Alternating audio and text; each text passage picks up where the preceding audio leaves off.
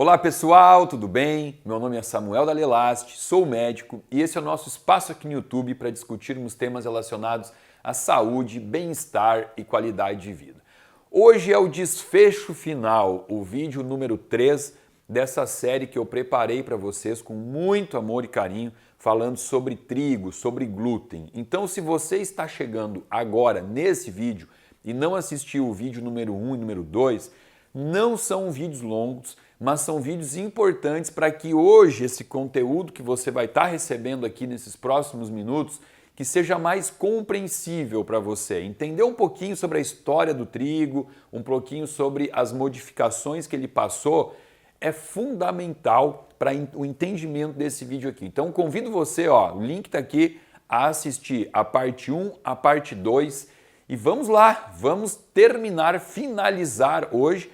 E como eu disse no primeiro vídeo, eu não estou aqui impondo nada, não estou aqui trazendo uma informação como o dono da verdade de forma alguma. Estou trazendo informação, como você vai assimilar e como você vai absorver e principalmente como você vai aplicá-la na sua vida, na sua alimentação, aí cabe a você. Olha, eu vou só fazer recapitular rapidamente aqui o finalzinho do nosso vídeo número 2, onde eu abordei ali a parte de digestão, a parte do que é uma proteína, para que a gente também não comece do zero aqui. Olha só, vamos lá.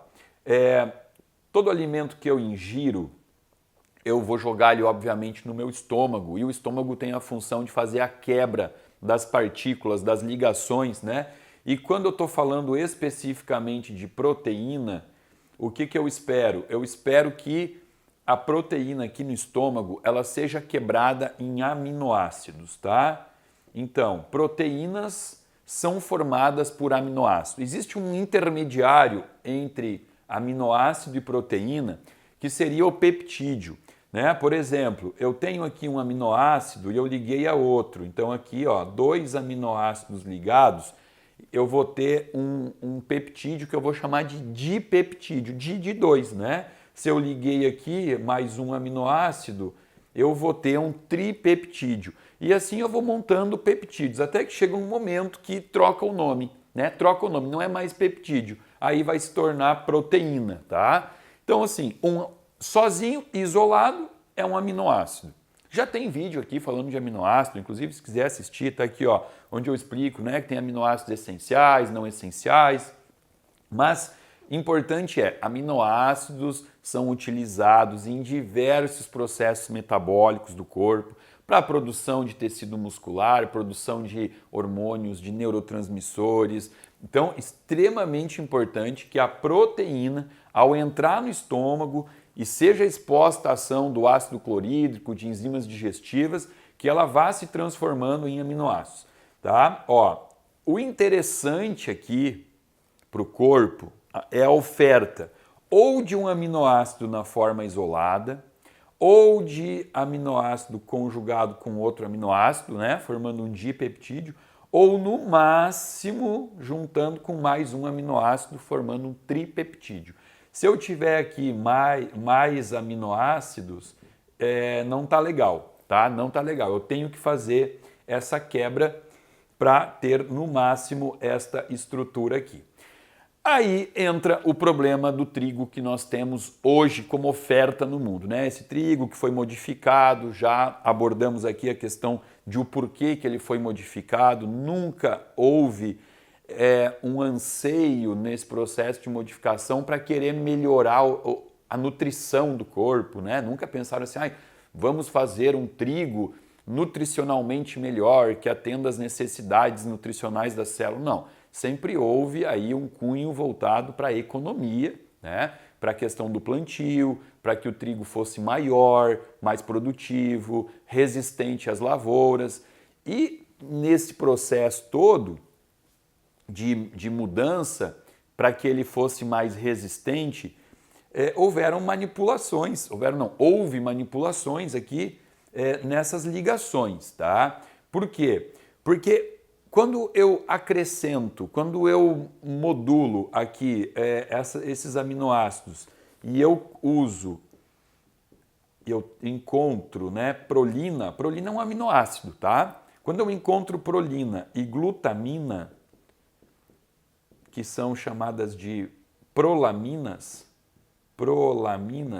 essas estruturas aqui, elas dão um caráter mais resistente ao peptídeo ou à proteína, né? Fica muito mais resistente, portanto, mais difícil de quebrar, tá? Então as prolaminas, elas de certa forma aqui seriam um problema nesse processo que tem que acontecer dentro do meu estômago de quebra de proteínas em aminoácidos. Apenas para dar nomes aos bois aqui, quando eu estou falando de proteína, especificamente falando sobre trigo, o glúten é a parte proteica, é a proteína do trigo, tá? Então aqui, ó, falou em proteína, eu estou me referindo ao glúten. Aí agora tem outros nomes que vocês vão ouvir, sempre que buscar o assunto sobre trigo, glúten, vocês vão ouvir outros nomes, ó, gliadina e glutenina. O que é gliadina e glutenina? Isso aqui corresponde a 80% das proteínas do glúten, da fração proteica do glúten, né? 80% é gliadina e glutenina. No glúten que a gente consome atualmente, eu encontro 45 tipos diferentes de gliadina. Sendo que a mais importante, que a gente vai falar muito dela aqui hoje, é a alfa-gliadina, que tem na sua constituição 277 aminoácidos. O que eu quero dizer com isso? Vamos desenhar o aminoácido aqui como uma bolinha. Então, olha aqui, ó, 1, 2, 3, 4, né? E aí, obviamente, eu não vou botar aqui os 277 aminoácidos. Aliás, eu não vou, o Fernando vai. O Fernando vai mostrar para nós aqui. Mostra para nós, Fernando, uma estrutura de uma alfa-gliadina. Ó. Então, aqui eu tenho 277 aminoácidos ligados através de ligações que devem ser quebradas quando essa alfa-gliadina entra aqui no estômago.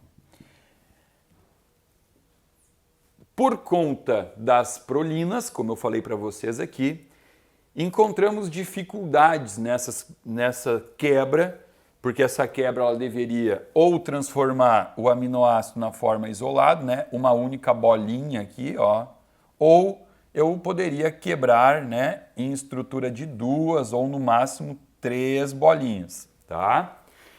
Quando eu encontrar frações maiores, aí agora a gente vai ver os problemas que isso vai causando. A fração mais estudada da quebra mal feita aqui é a fração chamada de 33 MER, que é composta por 33 aminoácidos na posição 57 até a posição 89. Então a fração mal quebrada aqui do aminoácido 57 até 89, conhecida como MER 33 ou 33 MER, ela vai estar onde agora? Vamos lá, vamos ter que entender isso aqui.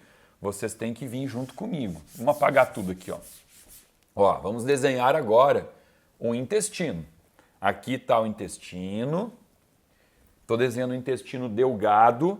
E o intestino delgado, ele é todo feito, né? Todo pavimentado por células que recebem o nome de enterócito. Ó, essas célulazinhas que eu estou desenhando aqui, elas são chamadas de enterócitos. Todo revestimento do intestino a gente tem que imaginar, né? Imagina esse cilindro todo pavimentado por enterócitos. E aqui, então, está chegando essa fração 33 MER, que é composto por 33 aminoácidos. O que vai acontecer aqui, ó? Essa fração 33 MER, ela vai se ligar em receptores que eu vou ter aqui nos meus enterócitos, receptor HLA-DQ2, HLA-DQ8, são os mais famosos, os mais estudados. Por que os mais estudados?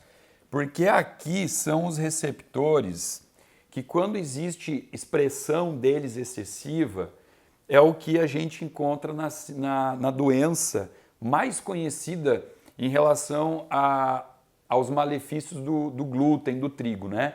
Que é a doença celíaca. O que é um paciente celíaco? É o paciente que ele não pode comer glúten porque ele expressa diversos sintomas, diversos sinais, ele tem uma inflamação no intestino. Essa inflamação está muito associada a esses receptores. Então, existe o fator epigenético? Existe, mas existe o fator genético também. Pessoas podem herdar geneticamente essa tendência a inflamar muito mais fácil quando consome o glúten, por ter um aumento desses receptores, né, que por sua vez então vão entrar em contato com essa fração mal digerida aqui. Quando entra em contato com esses receptores, vai aumentar a sinalização para estímulo de, a gente chama citocinas pró-inflamatórias. Citocinas são hormônios pró-inflamatórios. O principal aqui da citocina pró-inflamatória é o fator de necrose tumoral alfa, chamado TNF-alfa. Então eu vou começar a ter aqui o predomínio de uma inflamação a nível de intestino, que vai ser o gatilho para a produção de anticorpos. Aí você vai falar para mim, tá, Samuel, mas anticorpo é bom, anticorpos, né? Claro que é bom ter anticorpo. O que não é legal é ficar estimulando a necessidade de produção de anticorpo continuamente, né? Porque isso é o que gera a inflamação de baixo grau, né? Que é aquela inflamação que pode até estar silenciosa. É importante entender que eu citei aqui o celíaco, mas se eu tenho uma expressão pouca desses receptores, pode ser que a pessoa não sinta nada. Pode ser que essa inflamaçãozinha está sendo ativada todo dia e ela pode ficar 20, 30 anos com essa inflamação de baixo grau ali presente e não sentir absolutamente nada. O que vai fazer com que erroneamente aquela pessoa possa falar assim, ah, eu como trigo e para mim não faz mal, eu não sinto absolutamente nada. Ainda. E a gente vai entender o porquê desse ainda. Existe outra fração menor, né, que não é composta por 33 aminoácidos, que ela vai do aminoácido 31 ao aminoácido 43, que ela tem uma ação citotóxica, aumentando a gente fala assim, ó, infiltrado linfocitário intestinal, ou seja, recruta muito linfócito. Linfócitos são glóbulos, é um dos tipos de glóbulos brancos, né, dos leucócitos. Então aumenta esse infiltrado aqui no GALT. O que é GALT, Samuel? GALT significa tecido linfóide associado ao intestino. Então eu aumento esse infiltrado aqui, quando este aminoácido do glúten mal digerido chega na mucosa do intestino, e esse infiltrado linfocitário, ele tem como principal característica estender este infiltrado para outras mucosas que não só a mucosa do intestino. Que outras mucosas ele pode acometer? Principalmente a mucosa nasogeniana, olha aqui, chamada de NAUT, e também a mucosa brônquica, chamada de BALT. Vamos entender essas siglas aqui, ó. Isso aqui são siglas. Toda mucosa ela tem uma interligação. Aqui eu falo GALT, em inglês, intestino significa, gut. Então, olha só, tecido linfóide associado ao intestino. Então, ele está no intestino. Eu tenho um tecido linfóide que está associado, que está revestindo a mucosa nasogeniana, nasal, essa parte dos seios da face, do nariz. Eu tenho um tecido linfóide que está associado aos brônquios, que são essas partes que levam ar ao pulmão, que adentram no pulmão. Eu também tenho o ALT, que é o tecido linfóide associado à mucosa urogenital, que recobre a uretra, que sai aqui, recobre a bexiga. E quando eu tenho essa inflamação no intestino, por conta dessa fração de proteína mal digerida, eu vou ter esse edema, esse inchaço em algum desses lugares, ou até mesmo em todos os lugares. Então, quando o paciente chega no consultório e fala assim, eu tenho rinite, eu tenho uma rinite que não cura, ele tem edema nessa parte nasogeniana. Eu tenho obrigatoriamente que pensar, como médico, pensar em intestino. Porque a gente aprende assim, se é uma rinite, é no nariz, então o problema é no nariz. Não, pode ser que lá seja a manifestação de um outro problema, que muitas vezes começa aqui. Esse paciente também pode chegar dizendo que ele tem sinusite.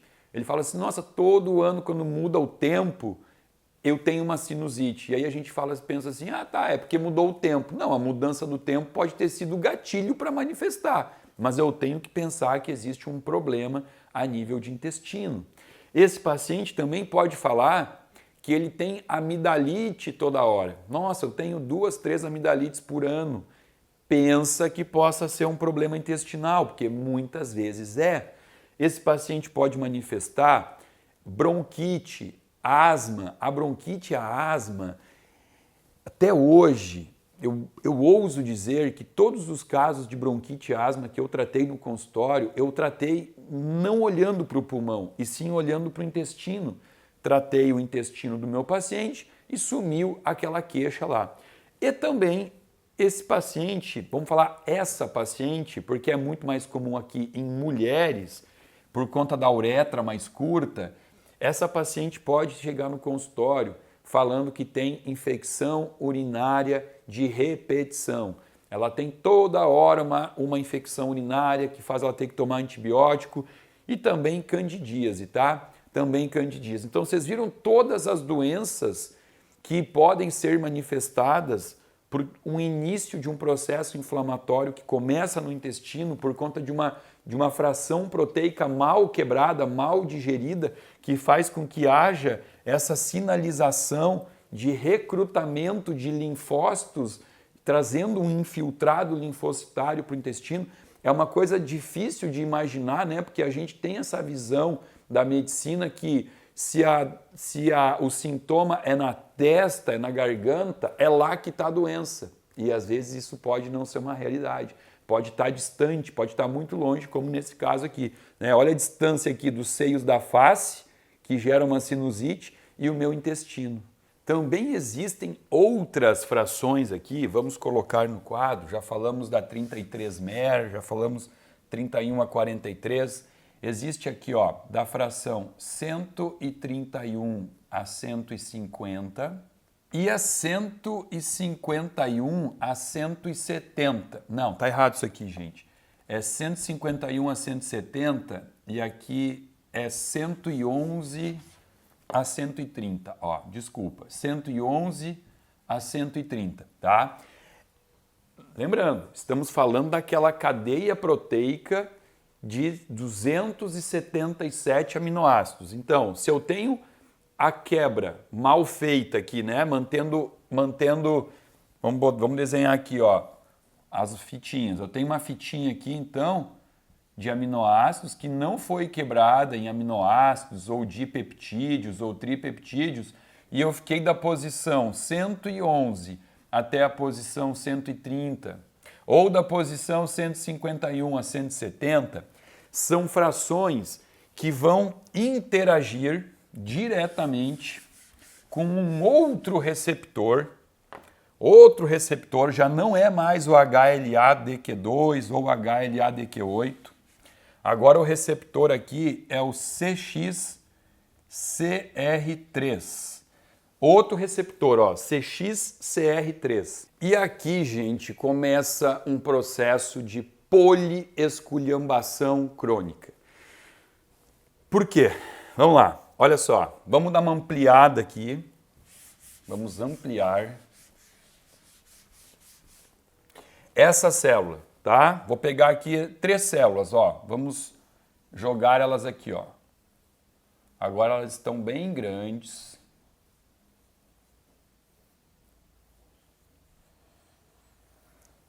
Essas células, por que eu estou desenhando aqui uma única parede entre as duas? Porque é bem assim que elas estão. Elas ficam grudadinhas uma na outra, porque elas representam a barreira que protege o corpo contra a invasão do que não deveria entrar no corpo. Olha só, olha, vamos lá. Vamos buscar entender esse desenho aqui. Isso aqui é o intestino. O que está passando dentro do intestino? Está passando que eu comi, que eu engoli, que eu digeri, formei um bolo fecal e agora está passando por aqui. E isso aqui está indo em direção ao ânus para ir embora. Só que nessa passagem toda pelo intestino, proteínas, minerais, aminoácidos, eles devem ser absorvidos, o corpo precisa, né? E essa absorção do que está passando aqui, ó, CXCR. O que está passando aqui vai começar a ser absorvido através dessas células. E quando for absorvido, vai ser jogado para a corrente sanguínea. Aqui eu tenho uma artéria, por exemplo, ó, passando aqui. Então, digamos que eu absorvi zinco. Pronto, absorveu, entrou por aqui zinco no sangue. Eu absorvi vitamina B12. Entrou aqui vitamina B12, foi para o sangue. Tudo que o corpo precisa vai sendo absorvido.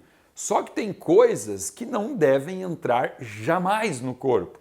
E por isso que essas células aqui, elas são literalmente grampeadas. Elas têm grampos aqui, de verdade, tem grampos, chamados de junção T. Em inglês a gente fala tight junctions. E aqui a gente vai falar junção T. Também tenho aqui desmossomos que grudam também. Mas a gente vai usar como mais importante aqui essa junção T. Bom, para essa junção T ficar sempre grudadinha, grampeando essas células, impedindo que haja entrada de convidados indesejáveis no corpo, existe a necessidade de sempre estar renovando, né? Essa célula que eu acabei de desenhar, que chama enterócito, ela é uma célula que ela se renova a cada 4 dias. É uma das células que mais rapidamente se renova no corpo, tá? E sempre que ela se renovar, ela tem que estar com as tight junctions grudadinhas. Eu tenho aqui o fator epidérmico, o fator de crescimento epidérmico, que é o EGF, fator de crescimento epidérmico, que é extremamente importante para a proliferação dessas células, para a renovação dessas células. Eu preciso de EGF, fator de crescimento epidérmico. O que vai acontecer é que quando eu tiver essas frações do glúten, da 111 a 130, da 151 a 170, presentes aqui e se ligando no receptor CXCR3, esse receptor ele vai fazer com que uma proteína que está dentro da célula, dentro, está aqui, ó, essa proteína chama zonulina. Esta proteína chamada zonulina, ela vai sair da célula e ela vai para o lúmen do intestino, vai para o intestino. E quando ela for para fora dessa célula aqui, ela vai se ligar no EGF. Ela vai grudar, ela tem uma afinidade pelo fator de crescimento endotelial. Ela vai se ligar aqui. E quando houver essa ligação da zonulina, ela, com o fator de crescimento epidérmico, ela vai anular esse fator de crescimento epidérmico e ele não consegue agir. E aí ele vai afrouxar as tight junctions, vai afrouxar aqui, ó.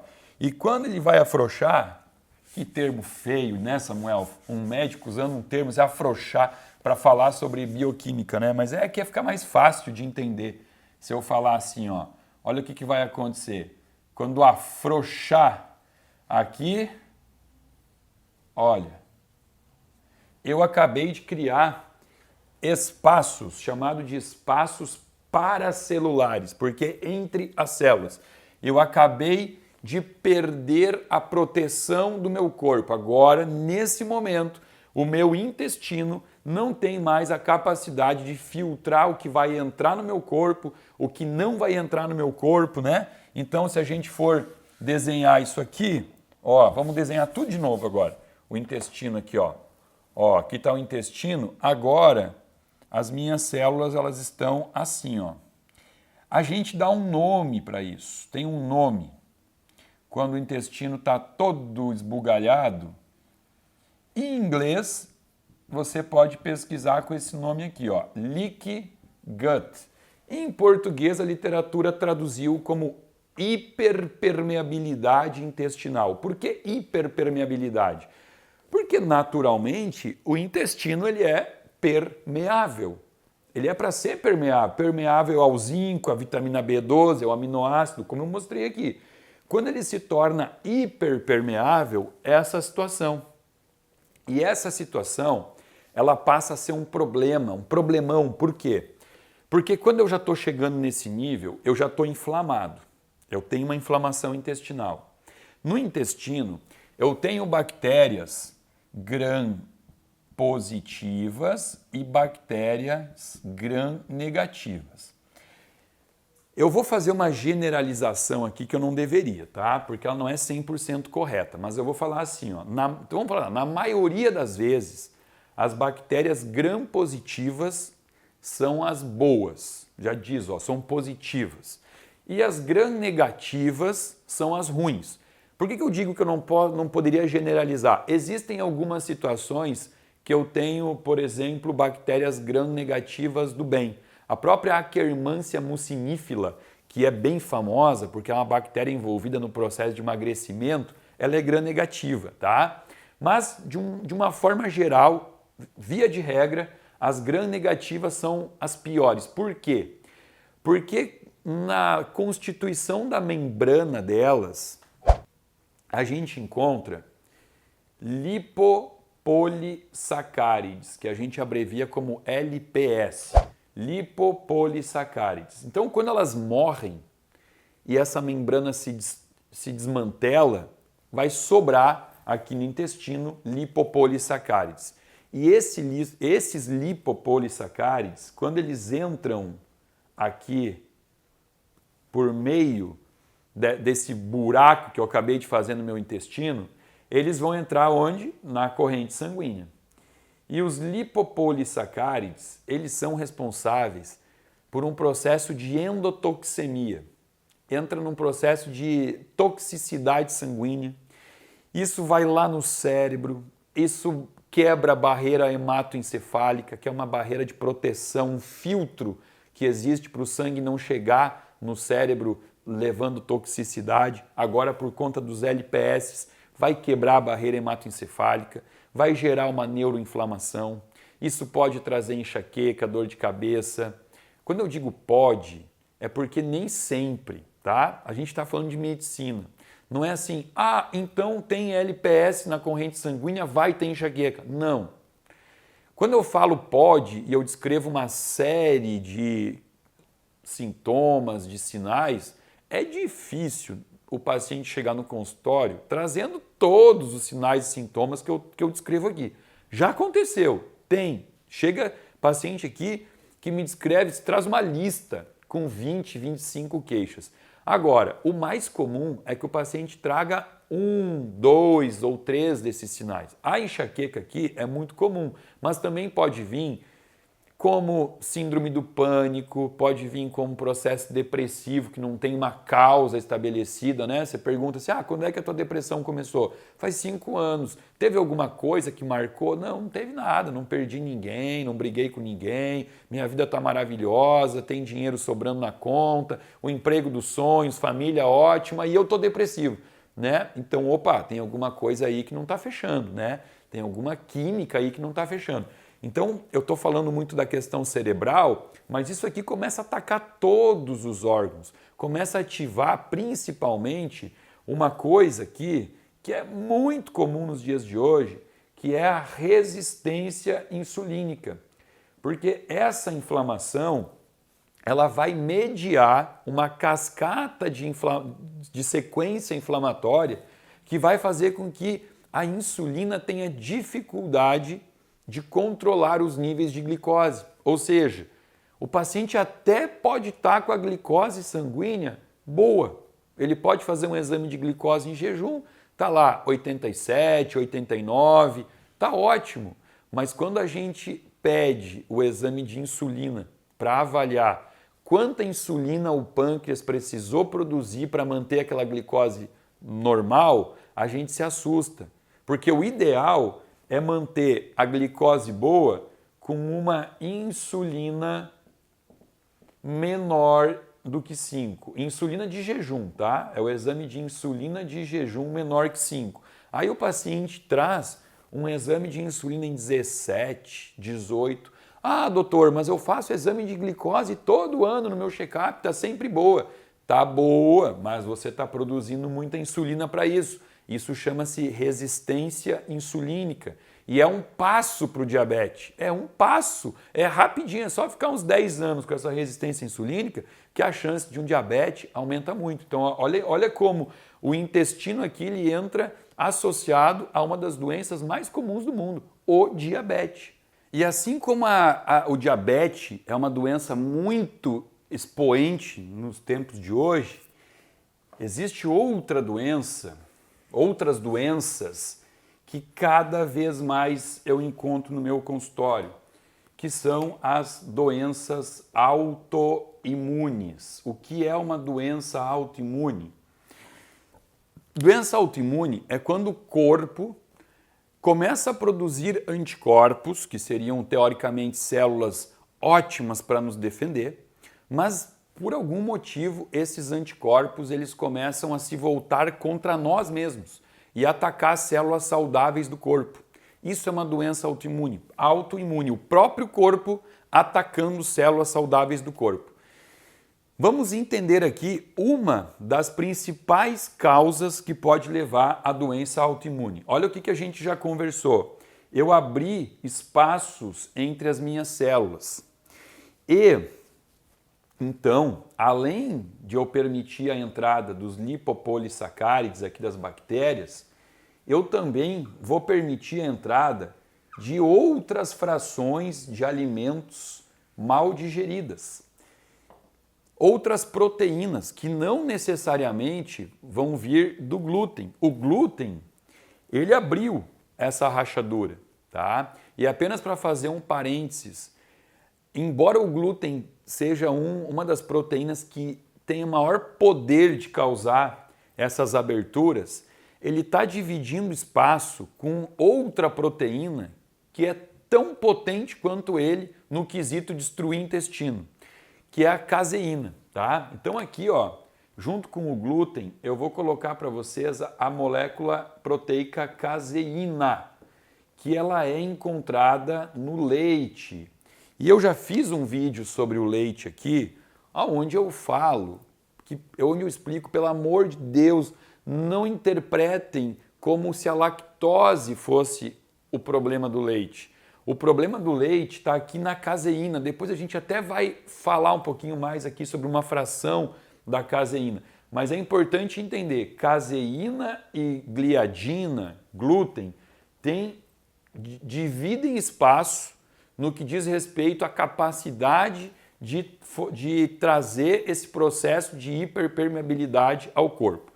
E agora que eu tenho essa hiperpermeabilidade, algumas frações mal digeridas, que não necessariamente são do glúten ou são da caseína, muitas vezes próprio ovo, agora entra o ovo aqui nesse momento, veja bem, não estou dizendo que o ovo causa a hiperpermeabilidade, mas uma vez que eu tenho essa hiperpermeabilidade, a proteína mal digerida do ovo, do trigo, do queijo, né, ou outras mesmo, até propriamente de um frango, proteínas que não foram quebradas, elas vão poder entrar aqui e elas vão ser apresentadas ao corpo.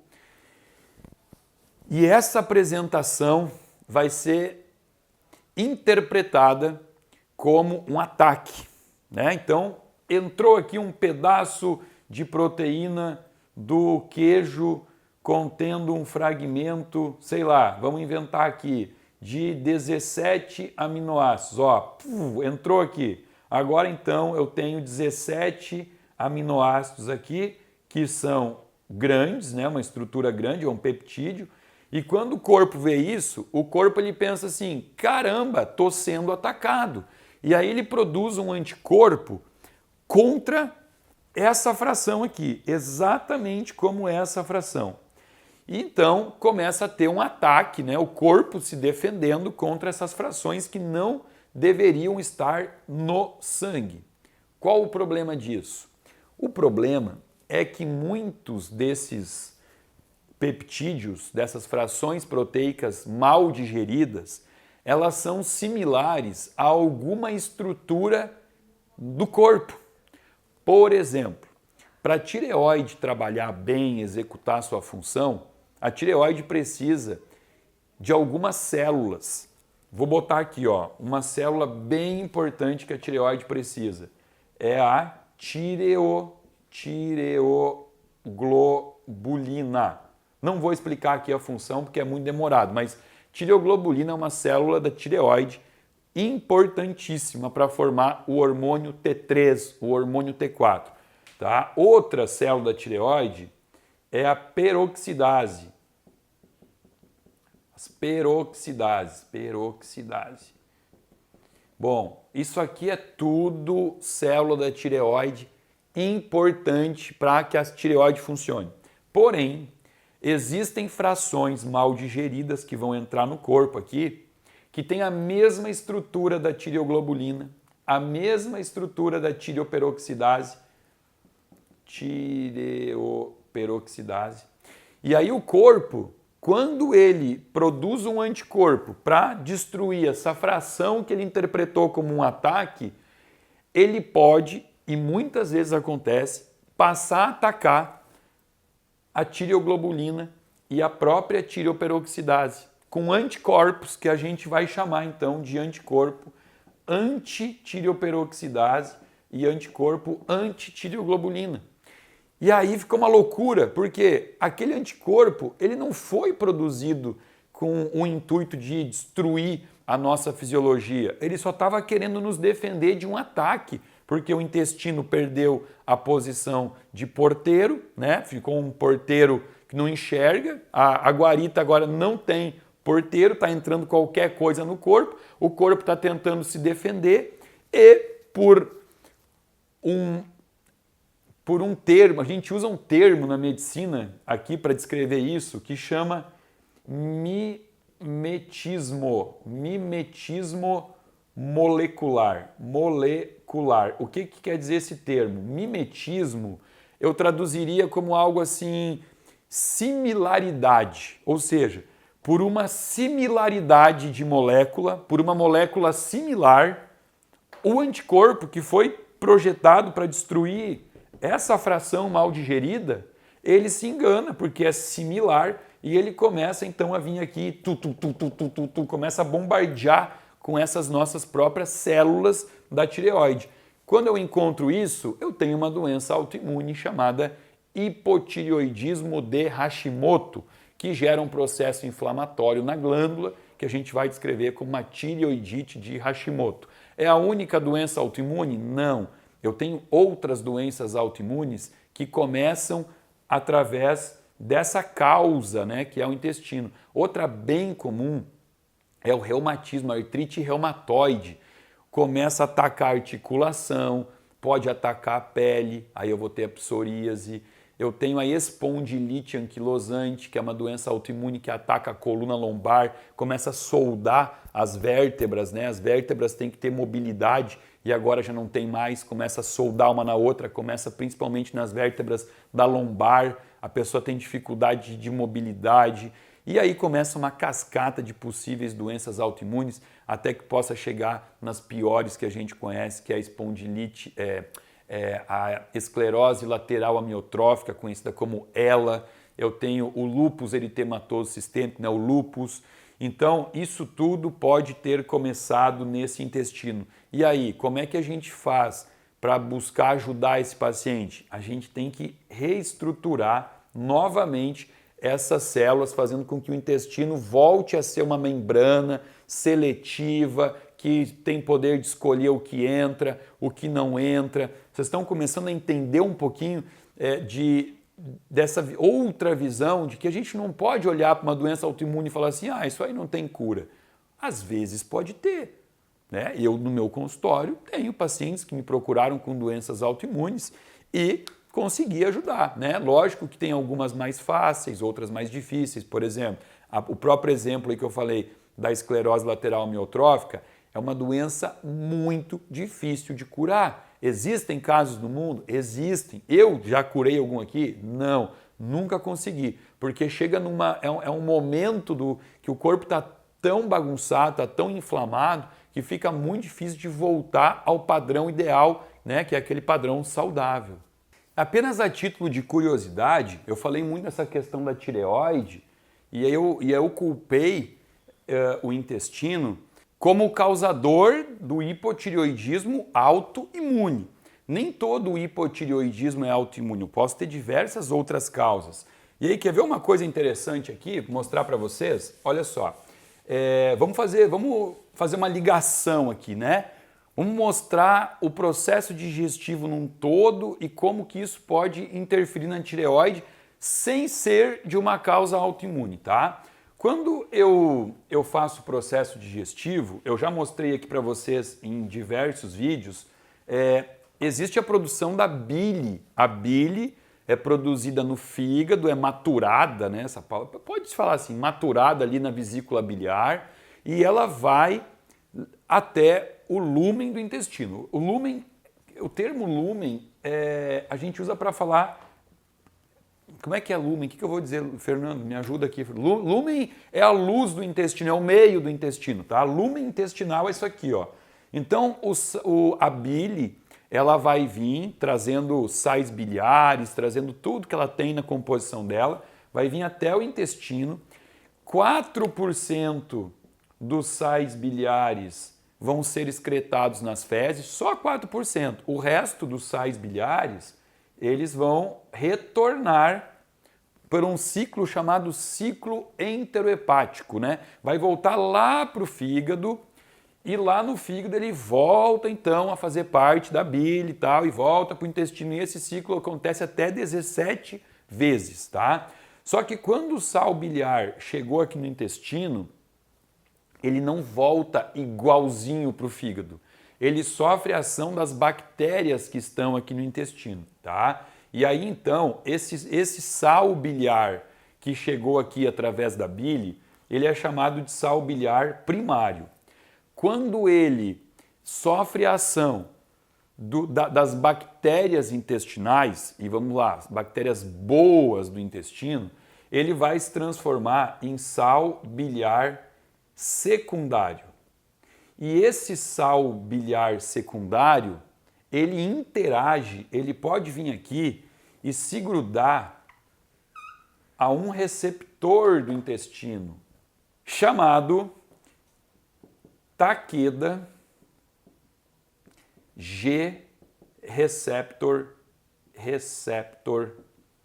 protein 5, que a gente vai chamar de TGR5. O TGR5, ele está aqui, ó. Ele está aqui, nos enterócitos. E o sal biliar secundário, ele vai se ligar no receptor TGR5 e vai aumentar a expressão de um peptídeo chamado GLP-1. Olha só, peptídeo-like glucagon. O que o GLP-1 faz? Ele tem uma ação insulinotrópica, ou seja, ele melhora a resistência insulínica. A gente falou ali como que as bactérias ruins, né, as bactérias gram-negativas, liberando LPS, causavam a resistência insulínica. Agora eu estou falando o contrário. Se esse intestino estiver saudável, com bactérias gram-positivas. E como é que ele está saudável com bactéria gram-positiva? Porque esse indivíduo não come açúcar, não come embutido, não come produto industrializado, ele tem um intestino que está sendo nutrido com comida natural, comida saudável. Essas bactérias, então, vão interagir com o sal biliar primário, transformar em sal biliar secundário, e o sal biliar secundário vai vir aqui na crista do enterócito, se ligar no receptor TGR5 e nisso vai ser produzido então um peptídeo que tem como função melhorar a resistência insulínica, fazer com que o corpo consiga controlar os níveis de glicose sem muita insulina. Olha que lindo, né? Como o intestino participa de tudo. Legal, agora, TGR5 não é exclusivo não é um receptor exclusivo do intestino. Eu também encontro TGR5 nos músculos e na gordura marrom, que é uma gordura boa. E aí então, nesse ciclo enterohepático, que os sais biliares secundários vão retornar para o fígado para depois novamente fazer o processo digestivo e voltar aqui para o intestino, nesse ciclo de volta, o sal biliar secundário vai interagindo no corpo com receptores TGR5 que não estão só no intestino, estão no músculo e tal. E quando existe a interação do sal biliar secundário com este receptor ao longo do corpo, ocorre o estímulo de ativação de uma enzima importantíssima chamada GIO2, ou chamada de deiodinase 2. O que a deiodinase 2 faz? Ela é uma enzima que transforma o hormônio da tireoide T4 em hormônio T3, um hormônio muito mais ativo, muito mais importante no que diz respeito à necessidade, né, a função do hormônio da tireoide. É o T3 que realmente funciona. Você pode ter a formação do T4, mas se o T4 não for transformado em T3, e quem faz isso é a deiodinase, se não tiver isso aqui, você pode estar produzindo T4 e estar com sintomas de hipotireoidismo. Como eu disse, aqui não tem nada a ver com autoimune. É uma outra causa de hipotireoidismo, porque eu tenho deficiência da ação dessa enzima deiodinase, né? Apenas para recordar, tem vídeo aqui de tireoide, mas ele chama T4 porque ele tem 4 moléculas de iodo. E a deiodinase é quem sequestra, tira um iodo, deixando então apenas com 3 e a gente chama de T3. A deiodinase, além de ser estimulada pelo TGR5, pelo Takeda G receptor protein 5, ela também é dependente, ela depende de selênio e zinco, senão ela não trabalha. Então a deficiência de selênio e zinco também podem diminuir a ação dessa enzima. Então aqui, ó, estou mostrando para vocês causas de hipotireoidismo não autoimune que pode estar associado ao intestino. Eu adoro fazer isso porque todo vídeo aqui eu consigo mostrar a importância do intestino, não importa onde for no corpo. E para a gente finalizar aqui essa questão das frações mal digeridas do glúten, eu tenho que trazer, deixei por último, mas de forma alguma é menos importante, vamos apagar tudo aqui. Ó, vamos lá. Recapitulando, né? Várias bolinhas de aminoácido formando 277 aminoácidos que formam então a proteína gliadina, tá? Existe aqui uma fração de apenas 7 aminoácidos mal quebrados, né? Deveriam quebrar ou em um aminoácido ou no máximo 3. Agora aqui eu tenho 7, que eu vou chamar de gluteomorfina. Gluteomorfina. Olha bem, qualquer semelhança não é mera coincidência. Morfina. Morfina o que é? É um analgésico opioide, usa receptores opioides no cérebro, opiáceos no cérebro, que pode gerar, inclusive, dependência química. E olha o que eu estou falando para você.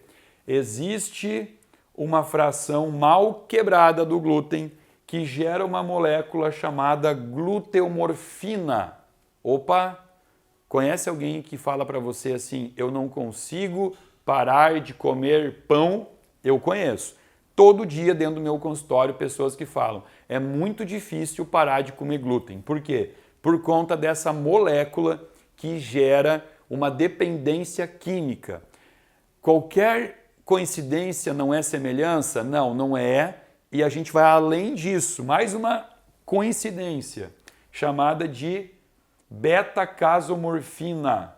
Beta-casomorfina 7.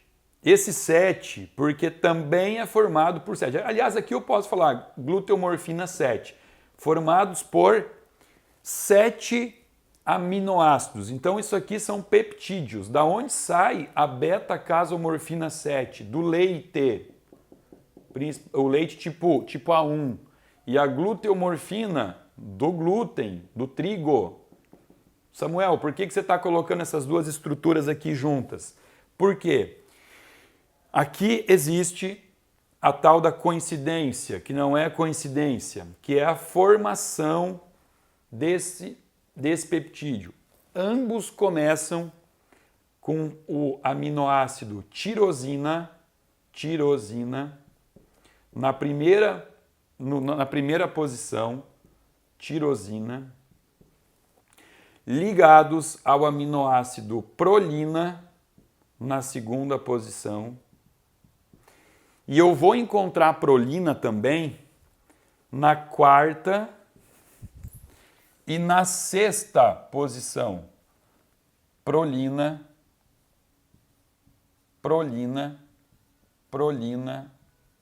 e prolina. Claro, aqui tem as diferenças, né? Essa é a semelhança. A semelhança dessa estrutura é, começam com tirosina, depois prolina, e eu encontro prolina na quarta e na sexta posição. Aqui eu também tenho mais uma coincidência, que é na quinta posição a glutamina, aqui na terceira é glutamina, na terceira aqui já não é, já mudou. Aqui é fenilalanina.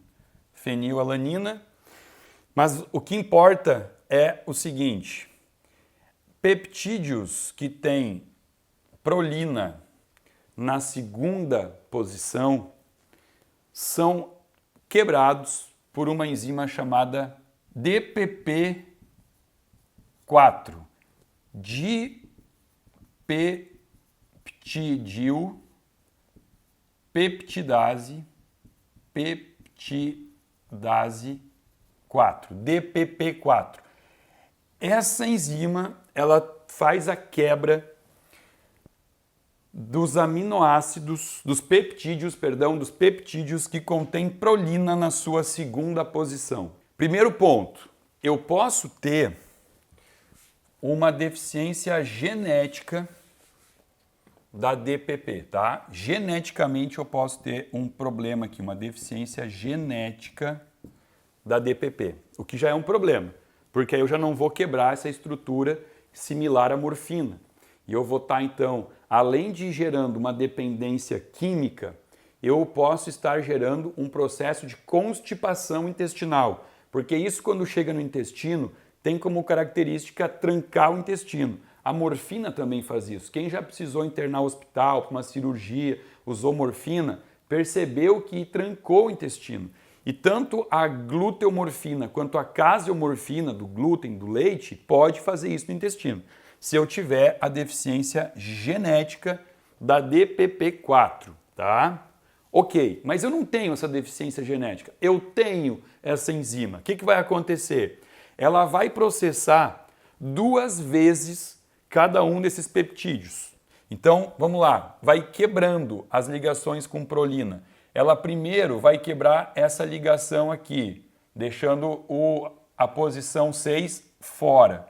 Depois, ela vai tirar esta ligação aqui da prolina, que vai fazer com que caia fora também a quarta posição.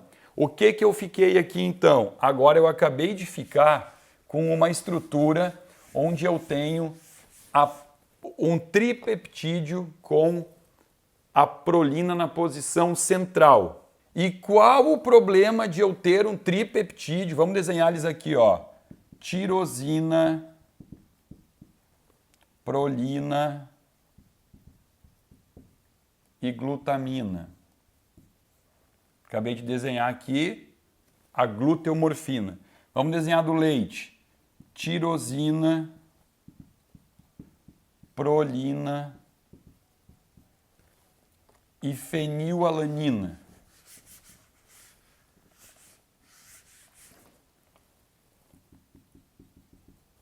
Fenilalanina.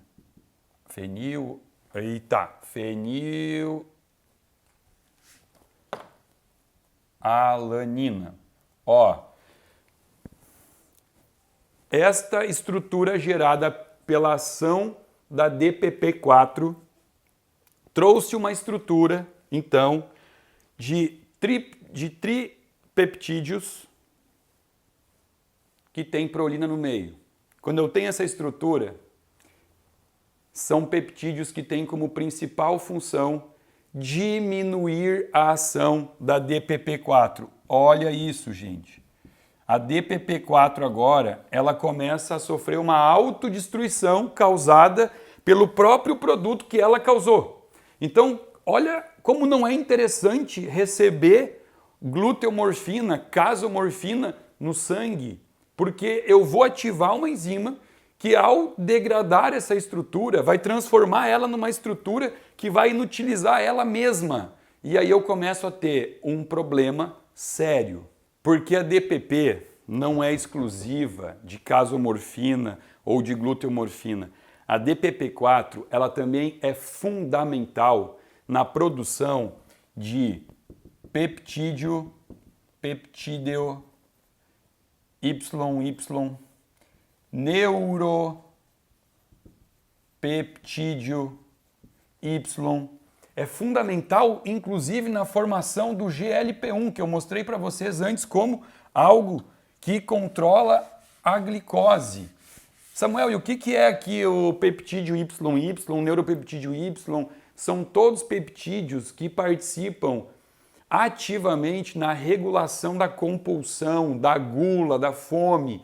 E como agora eu formei uma estrutura de 3 peptídeos com prolina no meio, que diminuiu a ação da DPP-4 e com isso eu diminuo drasticamente as concentrações dessas estruturas no corpo, eu começo a ter craving, mais gula, mais vontade de comer. Não é isso que acontece com muitas pessoas quando falam eu não consigo parar de comer o glúten, eu tenho uma vontade de comer o trigo. Por quê? Porque desregulou completamente o centro da saciedade e as pessoas começam a ter uma vontade louca de comer, mesmo não tendo fome.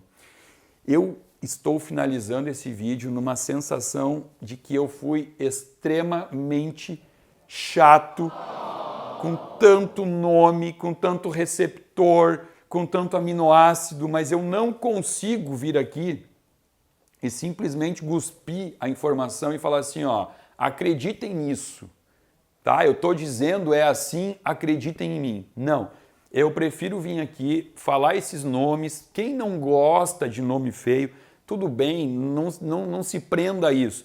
Mas eu sei que tem muita gente que segue o meu canal que é tão chata quanto eu, né? Aquelas pessoas que falam assim, eu só acredito vendo, eu sou assim, eu tenho que entender para crer. Para quem gosta disso, tá aqui a informação.